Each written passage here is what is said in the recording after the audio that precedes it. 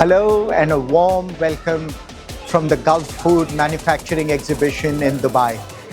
Thermax is exhibiting here for the first time, and that is because of the importance of the region as part of Thermax's growth story. And the event today is a fabulous one.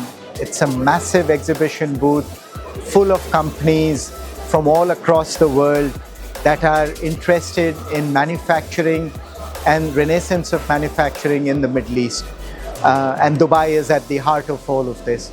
Thermax is here present, sharing some of our latest technologies and products around clean energy, clean water and clean air.